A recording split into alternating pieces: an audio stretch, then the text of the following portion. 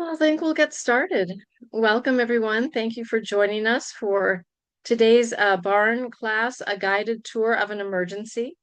We've just determined the fourth class in our basics track of the Bay Area Arts Readiness Network. And today we'll be talking about how to navigate the landscape of support for artists and arts organizations before, during, and after an emergency.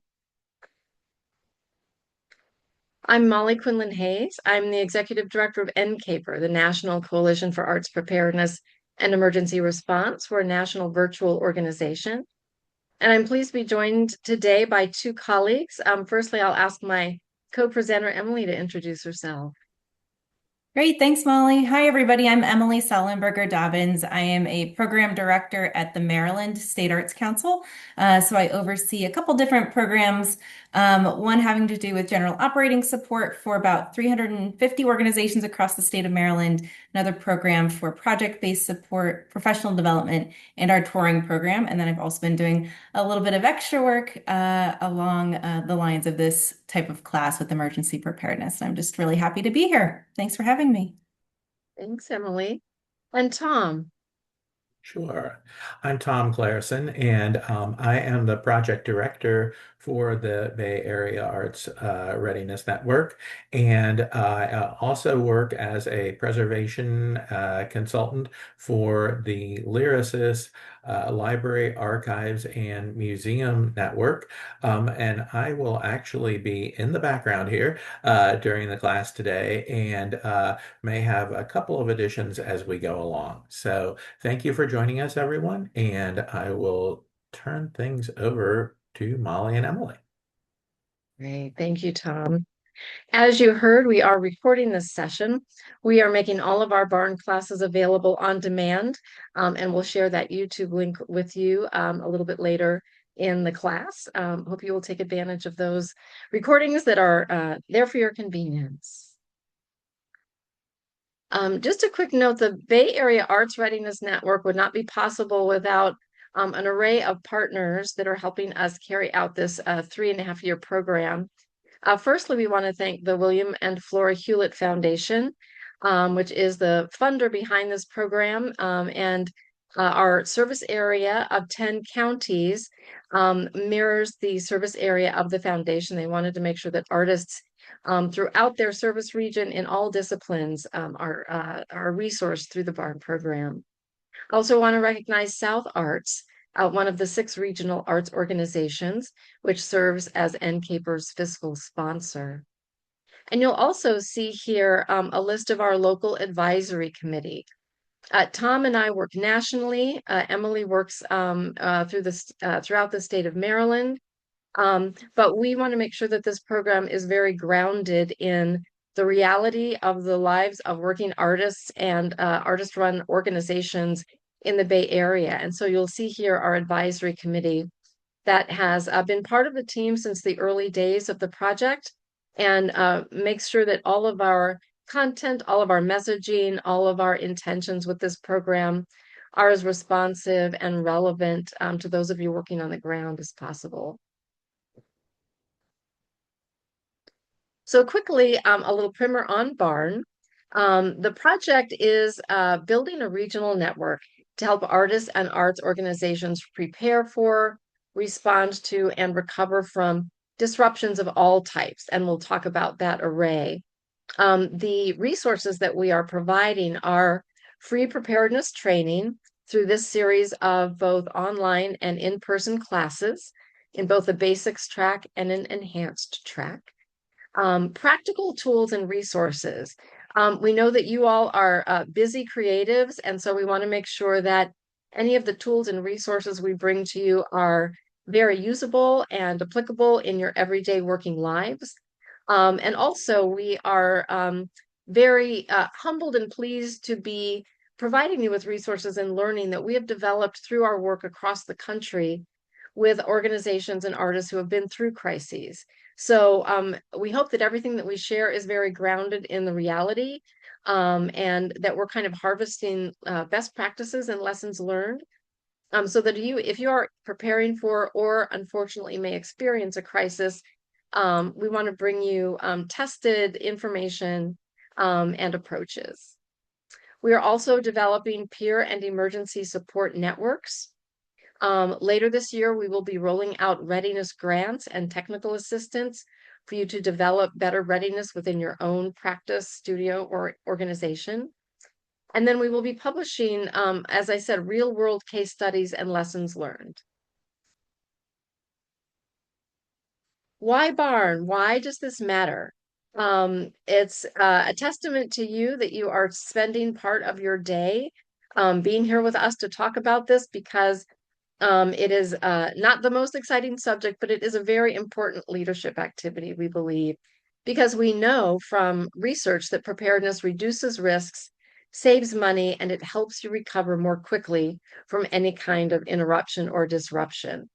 So we know that artists are facing increasing risks. You see a list here. We know that extreme weather and natural disasters, particularly in the Bay Area, occur. There is the risk of loss or damage to artwork and equipment. We are seeing more and more data loss, hacks, and cybersecurity threats. Certainly, event cancellations and venue disruptions impact artists in their practice. Then we look at the increasingly unstable landscape of funding, whether that is earned revenue, contributed revenue, and then personal emergencies that might happen to you individually, to your colleagues, to your family, and those certainly can impact your creative work. And we know that being unprepared has a number of costs: lost income, lost opportunities, lost artwork and archives, often assets that are not replaceable, and then lost community connections. So all of this work, we hope, helps us all to lessen the possibility of these kinds of losses being incurred.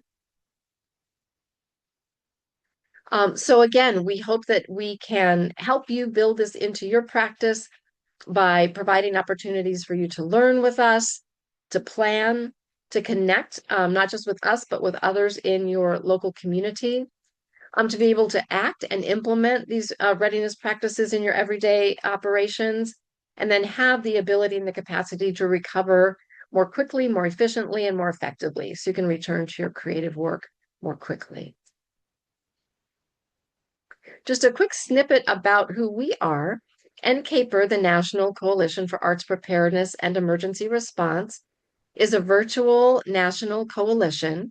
We came together in 2006 following Hurricanes Katrina and Rita, when so many individual artists, particularly, but also nonprofit arts organizations, just were not served through the existing response and recovery structure. Funding was not available to them, other kinds of technical assistance and business recovery. So since then, the coalition, which are private, public, philanthropy, service organizations, state arts councils and local arts agencies are represented on the coalition. We're all working together to improve the safety net for artists and arts organizations across the country. BAARN, the Bay Area Arts Readiness Network, we're now going into our second year of this program. And this is just a snapshot from the website. You can go to ncaper/BAARN and get information on all of our upcoming activities, resources, and offerings. We also have a mailing list. We hope that you will sign up for that to receive information. And we actually are going to be in the Bay Area next week. And at the end of this, I might tap Tom to talk a little bit about the 3 listening sessions that we'll be holding next week, if any of you would be able to join us. So again, the classes is the first rollout of the 3 prongs of our project offerings, which include classes, the Get Ready grants, and network building. But all of our classes for artists and arts organizations are free to attend, primarily online. We are recording them. We have already recorded 3 that we've held: Artist Readiness 101, Risk Assessment, and Introduction to Emergency Preparedness. And you can view all of those on our YouTube channel. The link is here. And then we have already announced our next 2 classes, which are Business Continuity Planning and Introduction to Emergency Response. So encourage you to register for those as well. Now that I have talked about BAARN writ large, I'm going to turn it over to Emily to talk about what we're going to focus on in our agenda today. Great. Thanks, Molly. Appreciate the intro. So today in this class, we are planning to talk about a couple of different things that would impact you as, individual artists, if you're part of an ensemble or an artist-run organization or even a larger arts nonprofit. But ultimately, what we're going to go through today is that guided tour of an emergency. So some definitions and different frameworks to keep in mind, what the disaster management cycle is and what that looks like for you, the emergency response structure, along with some key items of what to do before, during, and after an emergency might be impacting you or your community. So everything that we share today is really information for you all to consider and weigh. They are not hard and fast rules by any means. So this is really an opportunity to just take what is useful for you and what you might be able to implement later on, given the resources that we're going to share today. We also might be interchanging some words today. You might hear us say artist or arts organization or use the word entity, but just kind of keep in mind that those all might apply to you in different ways. But if you have any questions along the way, we are here to help and help clarify.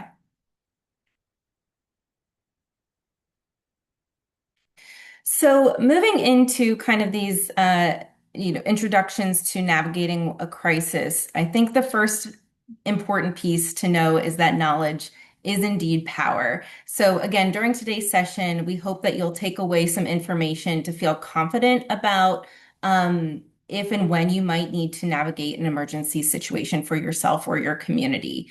We're really looking to help reduce intimidation and confusion around, say, government programs, grant makers, and really make these resources accessible for you in these preparedness efforts that you're taking steps towards. So, working in the arts, we know we use our own kind of language or jargon for our sector that might not translate to other sectors. Well, so does the emergency preparedness and management sector. So knowing and understanding the language that they might use to communicate will help you communicate better with them and more quickly, more effectively, if you indeed need to engage with them during an emergency. So that some of that technical lingo and technical language might come up today as well. So again, feel free to ask for any clarifications at any point. We also know that readiness is an investment. There's a study that shows that about $1 in your investment in these efforts could be up to $13 in savings in the recovery stage if you indeed need to move through an emergency or a crisis. So in the arts and culture field, we know it's not just the financial savings or a financial burden, but we do have the responsibility to protect and steward unique works, stories, artifacts, and any of the work that you might be creating or you might be managing and stewarding for others. So we know that there's a very high responsibility that is in play. So again, having that basic sense of this information is good, not just for yourself, but again, if perhaps friends or colleagues or other community members that might be going through an emergency, you would be able to help them during that time. So we hope that this information will help you later, that you'll take those steps for readiness and resilience now, and that you will have this information to fall back on if you need it. And I don't know, Molly, if you have anything else to share there. No, I think you did a great Okay, job of framing great. our conversation today. So thank you, Emily. Speaking to the jargon and language issue, thought we would just kind of talk through how we here at NCAPER and BAARN use some of this language just to kind of give us some common terminology. Emergency, crisis, and disaster. You'll hear all of those used in our presentation today. But as we have talked with those working on the ground, there are some distinctions between these, but they all exist along a continuum. So there aren't any clear and fast distinctions, but here are some ways that we think about these three terms. Emergency typically is something that is internal to your own practice or organization, usually something that has a beginning, middle, and end, and usually can resolve fairly quickly. But often, if you have emergencies compounding, then that can create a disaster, or create a larger crisis. A crisis is defined typically as a point at which a critical decision needs to be made. So something unexpected or disruptive is occurring, and you need to make a choice which fork in the road to take. And so the reason that this kind of readiness planning is so important is to have thought through some of those potential choices ahead of time so that when a crisis occurs, you're able to move more quickly in the best direction for you, and not waste time having to make those decisions. And lastly, a disaster, we'll be using that typically to refer to something that is large scale, affecting often a region, an entire community or city or large area, creates damage to infrastructure, can cut off communications, damage facilities, really large scale disruption, and often requires some sort of public government intervention, whether that's at the city level, county or state level, or ultimately sometimes it's a federally declared disaster. So, but again, those can certainly lead to one another along that continuum. We also talk about not just natural disasters, although this is an unfortunately long list of the types of natural disasters that might occur, but we're also looking at human-made crises. This can range from vandalism and criminal acts to attacks, civil unrest, socio-political uncertainty, accidents, failures of infrastructure, traffic accidents, that kind of thing. And then threats that might occur, whether or not something actually occurs, the threat of something, whether that's doxing or a bomb threat, can certainly be scary and disruptive and damaging. We also are seeing more and more the effect of technological disasters because we rely on technology for so much of what we do. So whether that is a power surge in your own office that fries your equipment, to software or hardware failure, to larger scale internet outages, security breaches, and we're even seeing, I'm here in Atlanta, and we have the city of Atlanta was subject to a ransomware attack that closed down city government for almost 6 weeks. So cyber attacks and that type of thing are certainly more frequent.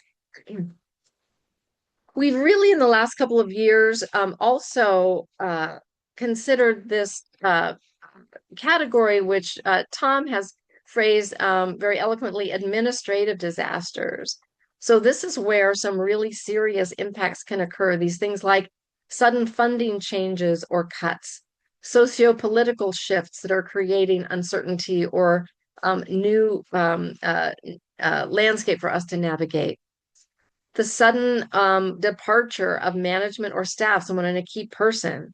So doing emergency succession planning is important. Reputational disasters, whether something, a crisis does occur, or it is something that is created out of whole cloth, things travel very quickly these days with social media. And so being able to manage some kind of PR crisis is really important. Of course, things out of your control, but an event or a tour cancellation can be very dramatically impactful, as well as having artwork lost or stolen.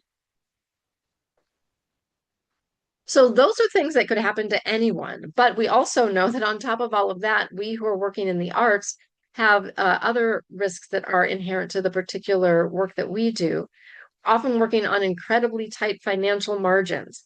And if our revenue sources aren't diversified, if we rely strongly on one event or one funder or one client, that can be very risky.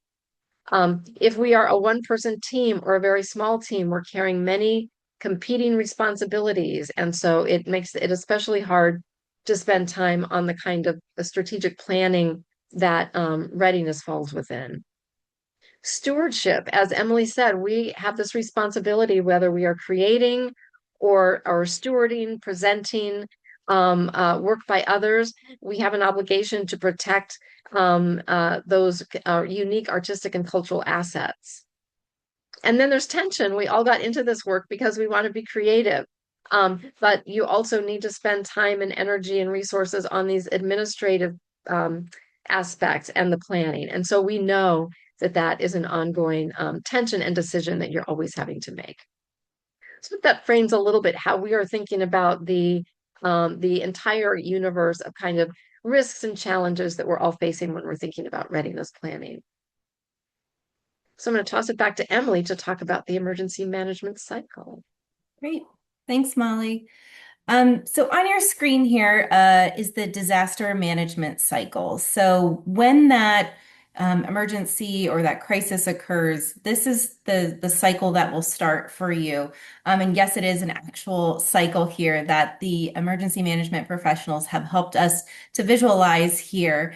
So those of us working in arts and culture, don't necessarily operate with this cycle in mind all the time. So it's good to kind of get a general understanding of where to start and how to be effective in this cycle. So at the top, you'll see there's kind of 4 distinct arrows that cycle around. So when that emergency strikes, you will go into that response period, and that could be for any length of time to get through response.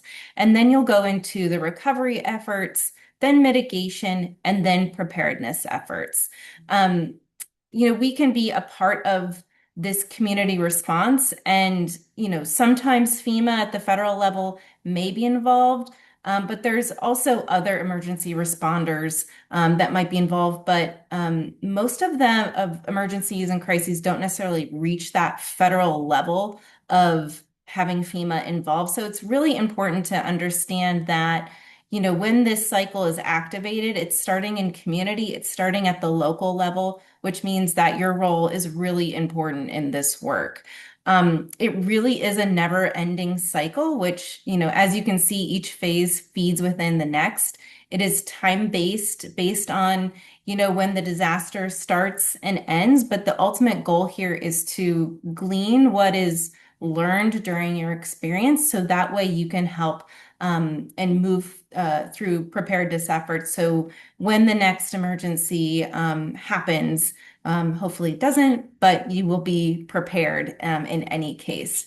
So there are folks, especially those in emergency management, who think about this work all the time. It's perpetual for them, but for the rest of us, we might not be thinking about this constantly. Some of us, maybe Molly and Tom do a little bit more. Maybe I do a little bit more, but not all the time. So it's really, taking those actions to think about preparedness in this work. And we use this word management because through these actions and through each of these stages, we have the ability to manage and impact in our community. Some other things to think about are some of the behavioral and cognitive things that happen for an individual and for communities and for groups when this emergency or crisis might happen. I think a lot of us know about this idea of fight or flight, but there's also freeze that might happen to a person.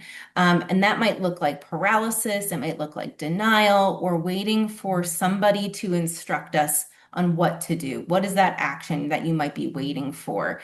There's a lot of people who kind of act without hesitation during an emergency, like those folks that are involved with reacting to those emergencies as part of their jobs, like nurses and firefighters, police officers. They've actually rewired the circuitry in their brains to control that fear response. And really, it's out of experiences, it's out of that repetition that they're able to do that.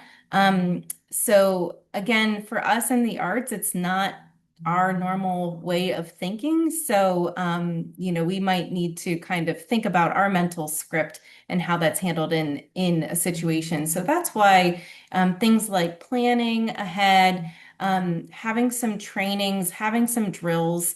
If you think about that fire drill that you started with as in schools, that was done for a reason. So that way kids are prepared how to get out of a school building. We want to think about that in the arts too. What happens if you're in a performing arts space? What happens if something happens to your studio? Kind of having those drills and those trainings and those plans in place will help you move forward out of fight, flight, or freeze and what you need to do. The other thing to think about is how folks operate in a group or a social aspect too when going through a emergency or a crisis. So this comes up in different ways as well. There might be a period of denial, disbelief, and a lot of delay. People then might go through a period of deliberation as a group. They might get very social in thinking about what to do. And then there's something that researchers call milling around, where others might discuss with one another what's happening, what they should do next. And finally, there might be a decisive moment where people either take action or flee or cooperate in some way that's most often a result of shutting down or doing nothing at all. So this can really cause a lot of delays. And, we often see folks being overly polite sometimes, and all those delays can kind of back things up and cause even more stress or add to that crisis or add to that emergency when it's not helpful. So kind of being mindful of that if you were to experience a crisis or an emergency at the group level.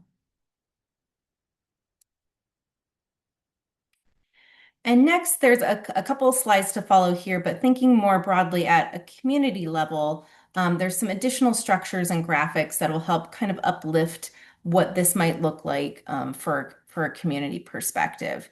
And I think on the next slide, it shows kind of a more centralized response structure here that was drafted from FEMA.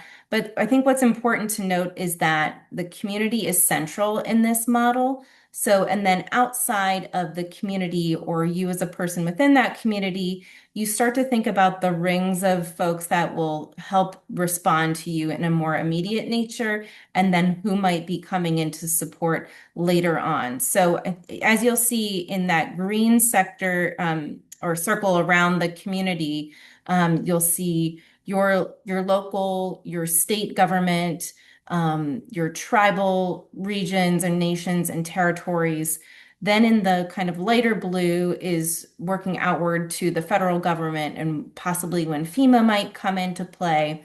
And then outside of that direct response, you might have other partners in the work that will be coming up. So those would be your non-government partners, folks in academia, nonprofit organizations, philanthropic organizations or foundations, and other businesses and industry groups that might have an interest in supporting the community. But you can kind of think about if you're at the center of that crisis, who's going to be those rings of people that will help you during this process.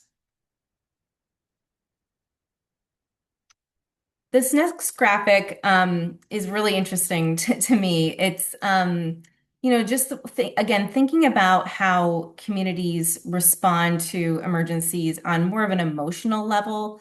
And this is kind of a typical experience from the trajectory, from the Episcopal Relief and Development Group, and how disasters take that emotional toll on each person, and how that has just kind of varying degrees of impact, whether that's direct impact or indirect impact.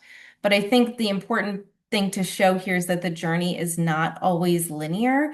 In fact, there are a lot of different phases, as you can see, the ups and downs here of this emotional life cycle of a disaster.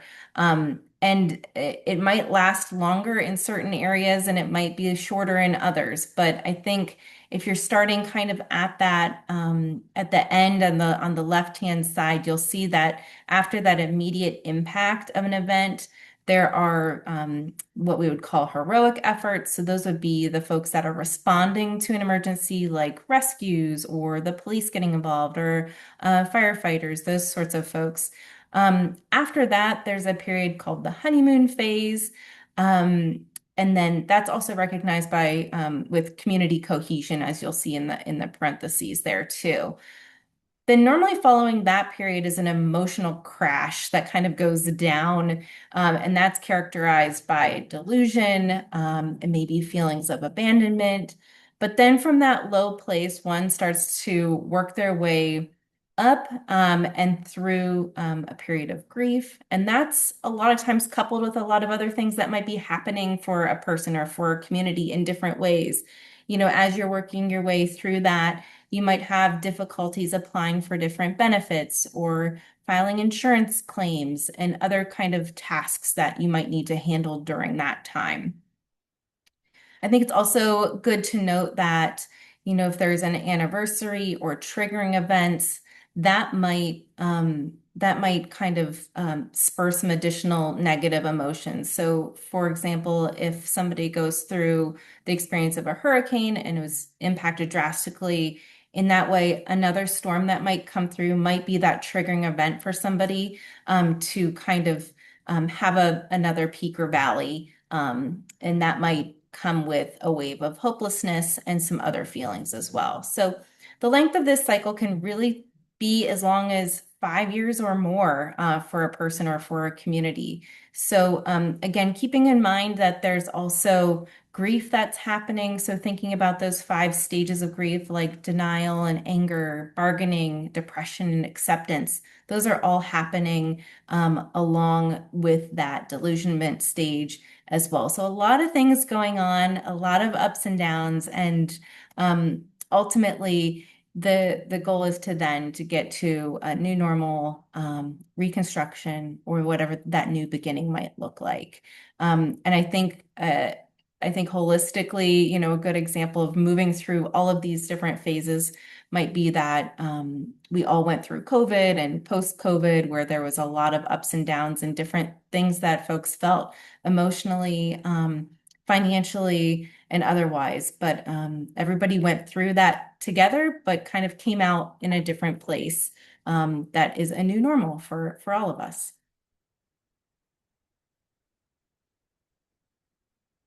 And this next slide just shows another visual example of that kind of nonlinear path that folks might experience during the recovery phase of a cycle. So similar to the graphic below, there's a lot of kind of different feelings, a lot of different emotional responses, and a lot of kind of ups and downs. So if you can kind of follow that line from the bottom left corner all the way up to the top right, you'll see there's a lot of mixed emotions, from shock and fear happening at one point, moving through grief and anxiety, maybe a period of isolation, but then moving through a resilience and hope. Then you might be getting to a period of exhaustion, potential stress, loss, but then hopefully ending up in an optimistic place. Tom, I see you came off mute. Yeah, I just wanted to jump in. We have a colleague, Jan Newcomb, who worked on the Performing Arts Readiness Project with me for a number of years. She is now a interim executive director of an arts organization in South Carolina, and she was based in the Corning, New York area around the time that Hurricane Agnes happened in 1972. And she talks about going through all these stages, and also that Episcopal Relief and Development graph that you saw. She talked about the fact that even though they're very closely located together, that Corning and Elmira, two cities that are neighbors, went about things in a very different way. And Corning did a lot of rebuilding. They went from what Jan always says is having a downtown that was a lot of bars to having a downtown that is becoming a recognized arts city throughout the U.S. Whereas Elmira maybe did not have as programmatic a look at their recovery, and they have been suffering from population loss and a number of other issues. So I think it really is this idea of, trying to figure out how to recover from the disaster, but how are you going to rebuild and how are you going to reimagine your city, your organization, even your life? And I just wanted to jump in and mention that. Thanks, Tom. And I remember Jan sharing that example too. That's a really good one to uplift. I think I'm handing it back to you, Molly. Great. Thank you, Emily, for kind of talking us through the ways that different folks, different organizations, and even different communities can react in different ways and experience this pathway in very different ways. So So going back to the disaster management cycle, which Emily previously shared with you, because the next section of this class is going to talk about really how each of us can have agency in different parts of the cycle. We certainly know that the transition from each part of the cycle is not as neat and tidy as it says here. Response bleeds into recovery, or one organization might be in recovery while another was more heavily damaged and is still dealing with response. But in the long run, we're all looking at this constant cycle, hopefully, which is that after an event, we look at what the impact was. We conduct mitigation so that we are reducing our risk for the next time. And then we look at preparedness, which is really thinking about, for those things that we can't eliminate or reduce the risk, how can we have a plan in place for being able to withstand the next crisis? So that is really what the reason that we want to kind of go through this cycle with you. And some of these just examples that might relate to your particular kind of real life work, because that we're trying to make sure this is relevant to your day to day. So in the response phase, that might be things like, if your building is damaged, you want to make sure that you and your people are safe and getting help, making repairs and salvaging items, contacting your network and letting people know what your status is and what help you might need.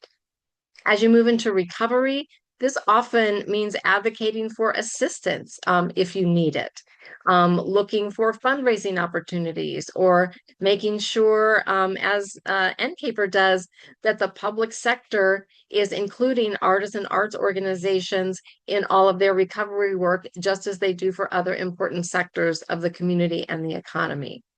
It can be providing support for your community, such as arts activities, bringing people together in community, or providing arts experiences that help individuals process the traumatic experience that they've just been through. When we look at mitigation, that really is things like fixing physical problems in your facility or studio. And I recommend Tom's recorded class on risk assessment that will help you just look all around you and look at your operations and figure out where those risks are and how to limit them. This can be things as simple as making sure that all of your important objects and records are at least 3 inches off the floor in case there is a flood. Making sure insurance is up to date and you have a current inventory. So those are the things that all fit into mitigation. And then as we look at preparedness, these are things like having a go bag ready if you need to suddenly evacuate, having a battle buddy or someone that you have a mutual aid agreement with so that you can support each other or use each other's space if you need to leave yours, knowing alternative places where you can work. So those are just some quick examples of the types of ways that we can all have a little bit of power, as Emily said earlier, a little bit of agency in all phases of this, the emergency cycle. So now we're going to work on some tips of things you can literally do before, during, and after an emergency. And I will preface this by saying we're about to share a lot of information with you. And we don't expect you to take it all in and remember it all. Our purpose here is to kind of lay the entire map before you so that if and when something happens to you or a colleague or a peer institution, this is sitting in the back of your memory, and you can come back to us, to this recording, to our website, and say, oh, I know that during a crisis, these are the kinds of things I heard about. Let me go back and look at that list. So that's kind of our intention for the next 5 or 10 minutes. Firstly, in the before sector, the realities of insurance. First of all, it's really important to know that it's often believed, particularly by artists that work out of a home studio or a home office, that their homeowners or renters insurance will cover their business activities or their business assets. That is not true. This is something that you want separately to have business property insurance to cover your work and other property in your studio. You also want to make sure that if you tour, if you work at festivals, you want to make sure that you have a rider that covers your property while you are away from your home space. And I will point you here towards SURF Plus, the Craft Emergency Relief Fund, which has a lot of great resources specifically around individual artist insurance. Some of the advice that they share is that you also want to think about liability insurance, even if you're an individual artist. This covers you when unforeseen things happen that could result in bodily injury or property damage to others. So if your art show booth gets blown or knocked over and it destroys, thousands of dollars worth of glass artwork in the booth next to you, or injures a child, then your liability insurance is what you need to have in hand to help you cover that. It follows you wherever you go. They also have a great publication on their website. Insurance Makes Sense is one of their blogs. So again, a great go-to resource for information about insurance. There are also a laundry list of types of insurance for organizations. You're probably familiar with the common ones: property insurance, general liability insurance. Hopefully you have workers' comp, perhaps D&O, directors and officers insurance, to cover your volunteer governance body. But there are also all kinds of other insurance that you might want to research for particular needs that you have. Those might be disability insurance if you have staff, commercial vehicle insurance if you own and use vehicles for your business, non-appearance or business interruption insurance. These are the kinds of things that can cover you if you are not able to fulfill a commitment, or if an event that you really rely on for a lot of revenue is suddenly canceled. You might be able to recoup some of that through an insurance policy. So none of these, we don't recommend all of these for everyone, but it is really worth doing some legwork, talking with your insurance agent or broker to think about what your greatest risks are, and then if some of these insurance assets might be able to give you greater protection. And then you want to make sure that you have clear documentation of every asset that you have, what condition it's in, what its value is. And this can literally be taking your smartphone and just doing a video around your studio. But again, you can show some artists who lost their house in a hurricane said, literally, she needed to document every single spice bottle in her pantry that was lost. So having that visual of everything that you own and the condition that it's in is really important. And then making sure you update that annually and make sure that your insurance coverage keeps up with the value of replacing what you might lose. Okay, next slide. Is the value of networks. This is something that we see through the literature. Having friends from before, having people that you have a history with and are trusted partners are incredibly valuable in a crisis. In fact, having a social or professional network is a marker of better health down the road when they look at people who experience crisis. So having a network that is either informal or formalized is a great asset. And That is one of the three prongs of BAARN, and so we will be coming out with more resources. But just to give you a little snippet, the purposes of an arts response network are to have peer learning, sharing, and moral support before, during, and after a crisis. It's a hub for communication and information to make sure that everyone knows what's going on, knows what folks' status is, so that then you can get resources and provide mutual aid when it's needed and where it's needed. Also, honestly, these networks can be an alternative to formal or governmental systems that either aren't serving us well or folks are not comfortable approaching or accessing. So networks are really important. Along with the link to this recording, which we'll send to all of you afterwards, we will include a worksheet that we've developed that helps artists get together. It could be as small a group as 3 of you, could be larger than that, but it literally walks you through how you might just gather together in an afternoon and talk about how you might create your own response network to help protect each other, to be those battle buddies for one another, and to figure out what are the processes, how are you going to communicate. So so we'll share that and hope that you'll come back for some of our classes on networks. Some other places that you can go for resources before to help with the readiness portion. Obviously, this program, our classes, our network development, and the Get Ready grants that we'll be launching this fall. Your current supporters and stakeholders. I'll be honest, there are not a lot of funders right now that have a direct program for funding readiness activities. However, it is more and more on the radar of both public and private philanthropy. So having conversations with your current supporters and stakeholders about the fact that you are investing your time and resources in this, and if they are investing in you, they should be interested in helping to protect that investment. And so that is certainly a source for potential moral support or even financial and material support for this kind of work. Some other online resources, the Arts Ready and D-Plan online tool is kind of a DIY platform for designed particularly for small arts organizations. It starts with a risk assessment. And from that, you decide what your priorities are, and it walks you through all of your business operations and how, again, to build readiness steps that you might not already have. The Surf Studio Protector does the same thing for studio artists, for craft artists, but it actually is very applicable to studio artists in all disciplines. And then the Performing Arts Readiness Webinars.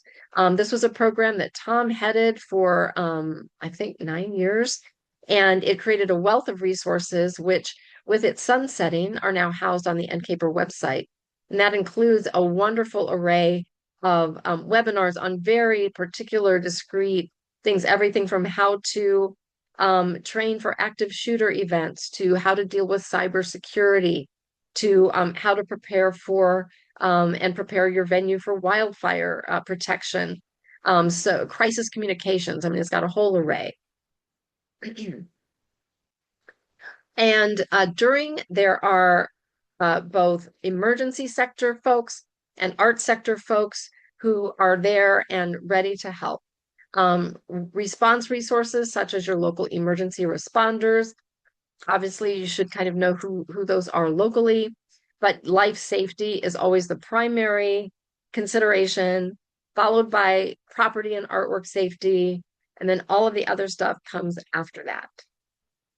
Networks, if you have a network, that's great, again, because they can be your asset during an event.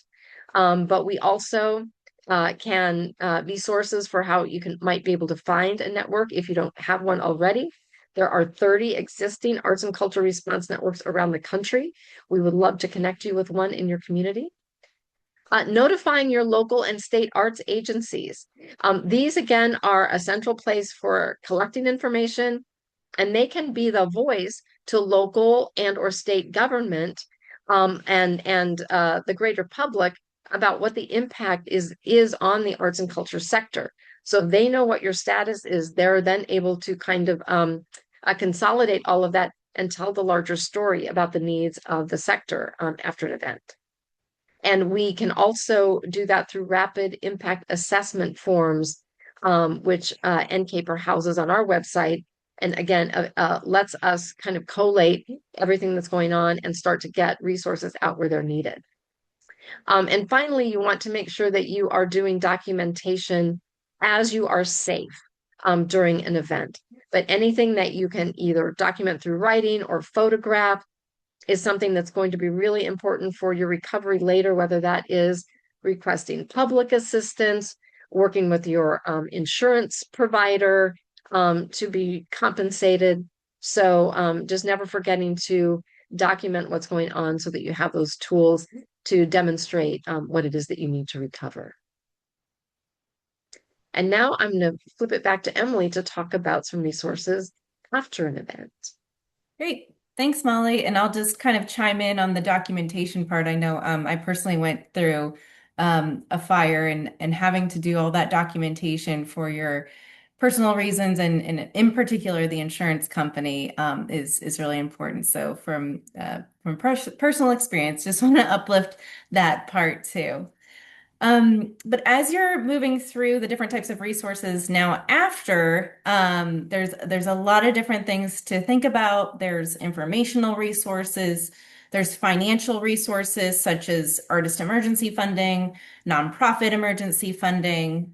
There's also some resources around response and salvage, social services networks, and also legal resources.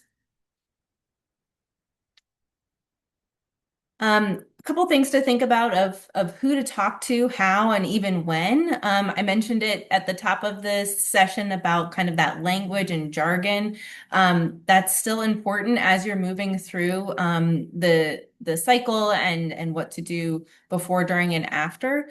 And Molly mentioned this a little bit too, especially when you're thinking about different resources or connecting with insurance. Casting yourself as a business is also a good perspective to think about. So whether it's you as an independent artist as having your own business, perhaps you are a nonprofit organization, but thinking of yourself as a business, you'll see some different resources and opportunities connected to business continuity, recovery, and the like. I think it's also really great to build relationships in those blue sky times. So you have that time and you have that space to build a relationship rather than waiting until that emergency or that crisis happens. And that can happen at the same time, building those relationships with funders. And that can be true again, whether there's an emergency happening or not, starting that work to introduce yourself to funders and knowing that there's a person behind the work. There's somebody who's there that wants to help you. You can set up appointments and talk to that person about what they might have available currently that might be benefiting you, or in that time of needing emergency resources. They might also be able to help you through strategies or providing additional recommendations of who to talk to in your community as well. If you can, it's always great to do some additional research, and so you're not wasting a lot of your energy when you need to focus on something else. So doing that upfront research and kind of getting all of your plans in place is always a good thing. And then focus on the things that you can control, thinking about those actionable steps forward without having to trigger your trauma. You want to focus on, if you're an artist, what do you need for your arts-based practice? Or what do you need for your organization so you can continue to move that forward?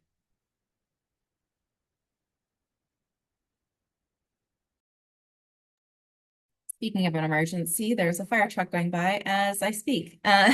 So thinking about some of those additional resources, there's a lot here. This is something that you can come back to. And a lot of these are going to be repeat names from what Molly said and a lot of what we shared. But NCAPER, their website is a #1 great starting point at ncaper.org for any additional information, resources. They also conduct response facilitation calls when there's emergencies in specific areas. The New York Foundation for the Arts also has emergency resources on their website. that connects to a lot of other different resources beyond what they have within their capacity. There's also the Entertainment Community Fund, and then noting some of the committee partners and community partners that are a part of NCAPER, such as South Arts, Music Cares, Surf Plus, the National Endowment for the Arts, Grant Makers in the Arts, the National Assembly of State Arts Agencies, and Americans for the Arts. These are all folks that are thinking about this work and would be able to provide informational resources or connections for you.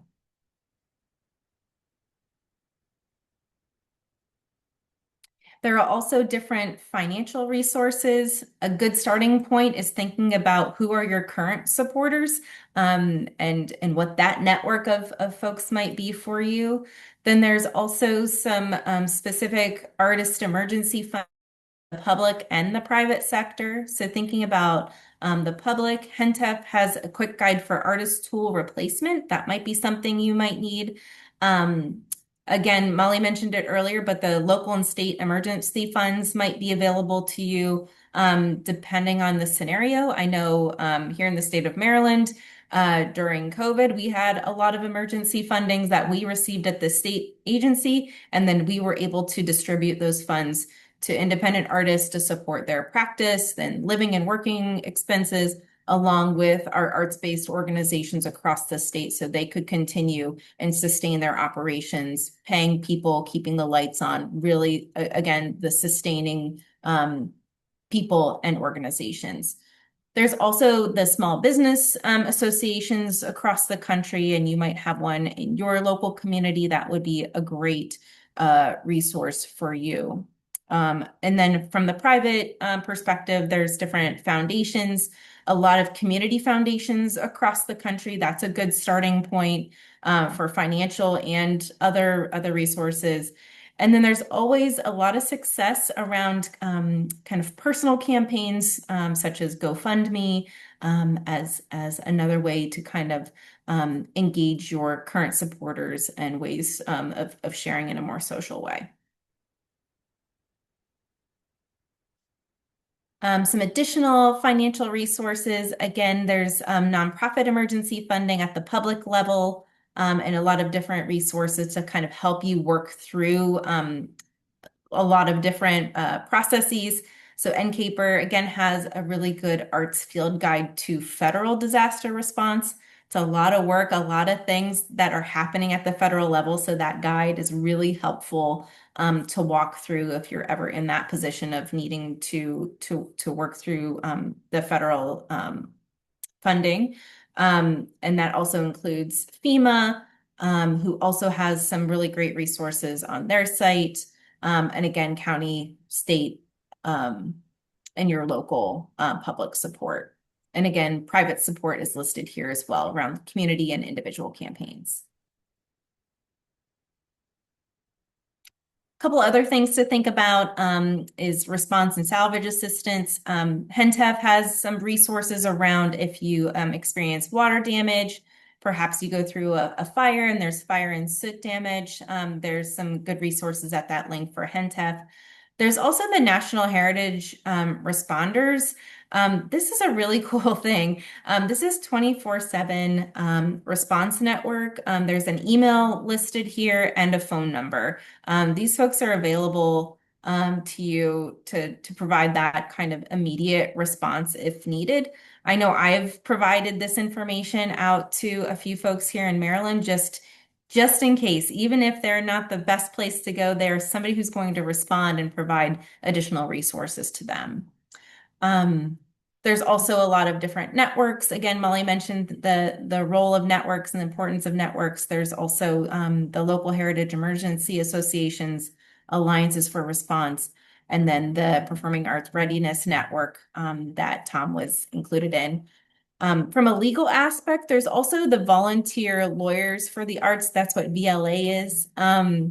They can be a really great support system, and I would also recommend in those blue sky times, as you're kind of building your networks, to know a point person at your volunteer lawyers for the arts group they would be a really great resource for you. Whether you go through an emergency or not, you might find them or find a need for their support and their legal guidance.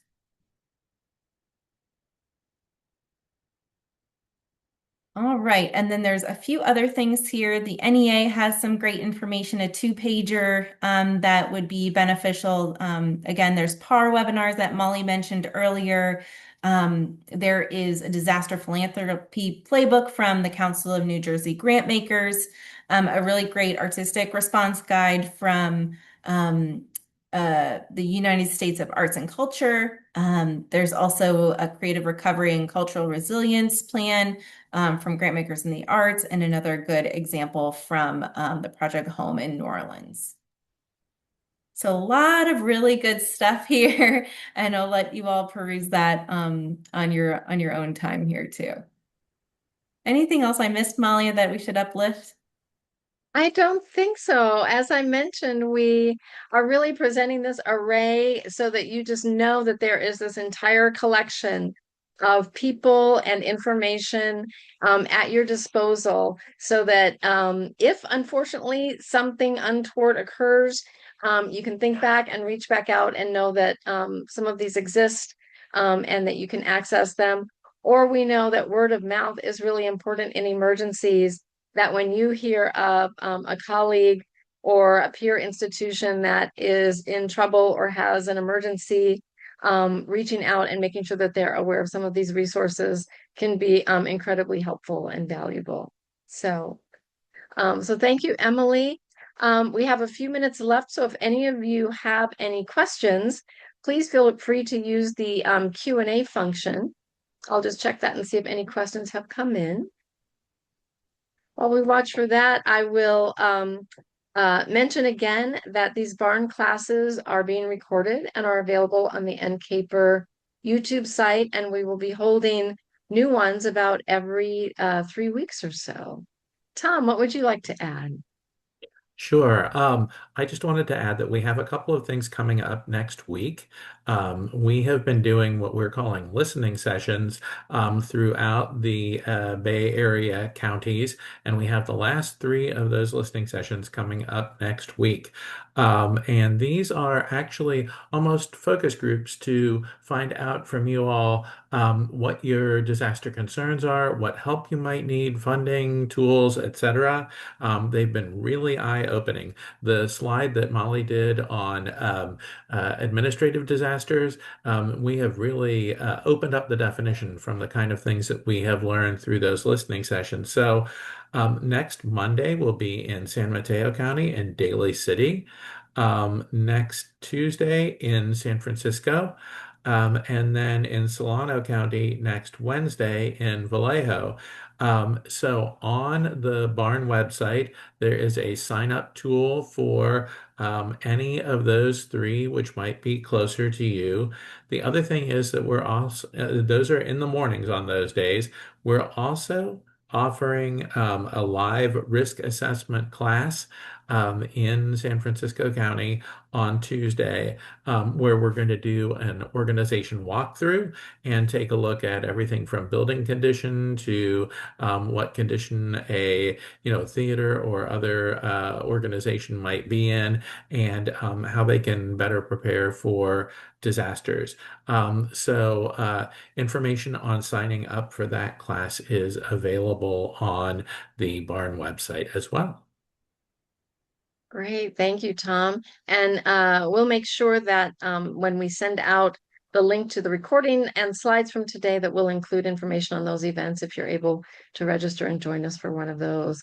As I mentioned at the get-go, we're collecting a lot of national information, but we want to customize this material specifically to the concerns and risks of you all on the ground in the Bay Area. So, well, I don't see any questions coming in, so I just want to again thank you for attending and joining us and taking the leadership step to think about preparedness as part of your operations and your practice. I'd also like to thank Emily and Tom for joining us today and being part of this team. So we will keep in touch Please reach out if there's anything that we can do. Have a good day.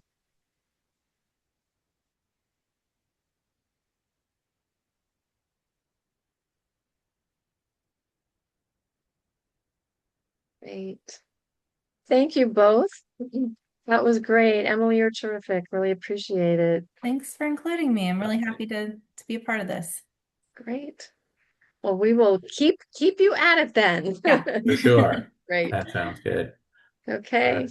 Thanks, Thanks, everyone. That was everyone. Have great. a great afternoon. You do the You same. too. Thanks. Bye. Bye. Bye.